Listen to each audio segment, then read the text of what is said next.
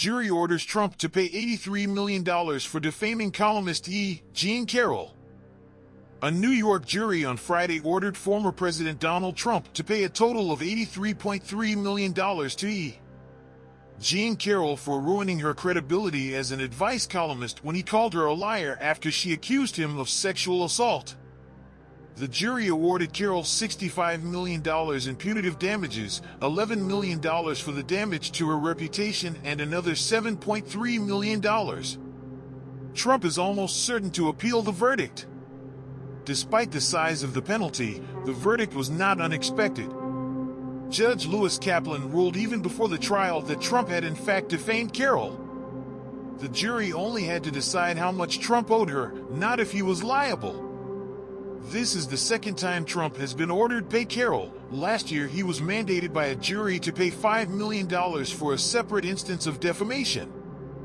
In response, the Trump 2024 campaign issued a statement arguing, without offering evidence, that the trial is a political weapon. "Absolutely ridiculous," said the statement. "I fully disagree with both verdicts and will be appealing this whole Biden-directed witch hunt focused on me and the Republican Party." The jury's decision comes just days after Trump won the New Hampshire primary and became the GOP frontrunner. The case is one of several involving Trump, who is also awaiting a verdict in a civil trial that could result in him paying at least $250 million to New York State for his business practices, which have been deemed by a judge to be fraudulent. He could also be prohibited from doing business in the state where he made his name as a real estate mogul. In all, Trump faces 91 charges in federal and state trials, ranging from the ones in New York to those at the federal level related to the January 6th Capitol riot. What this case is about. In 2019, Carroll, an advice columnist and freelance writer, accused Trump of sexually assaulting her in the 90s. The accusation, which was detailed in her book, was first previewed in a New York Magazine article. After the article's publication, Trump issued two statements in response to reporters, including one in which he outright denied her claim and said she was not my type. Carroll then sued Trump for defamation, arguing that his comments ruined her reputation as a trusted source in the media and resulted in a slew of insults and threatening messages, emails, and comments to her social media accounts.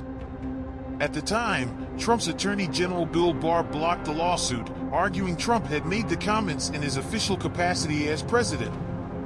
This caused the lawsuit to be stuck in court for several years. In 2023, Biden's Justice Department reversed course and allowed the first lawsuit on defamation to move forward. In part because of the 2023 decision that had found Trump liable for assault, Judge Kaplan ruled that Trump had defamed Carroll in 2019 and that the former president was also liable. Trump doubled down on allegations Carroll is lying. After weeks of vowing to take the witness stand in his defense, Trump finally did so on January 25th. But it was short-lived, only a few minutes. In testimony, he said he 100% stood by his previous deposition. Asked by his lawyer if he ever instructed anyone to hurt Carroll, Trump said that he didn't and just wanted to defend himself, his family, and his presidency. Beyond his testimony, Trump was present for several days of the trial and was vocal about the case outside the courtroom.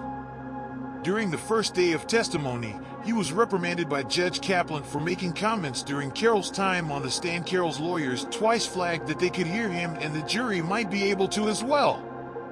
Kaplan warned Trump that his right to be present could be taken away. Trump also spoke out during campaign rallies in Iowa and New Hampshire, and to reporters in New York, about his belief this trial is election interference, often reiterating claims similar to those he was being sued over.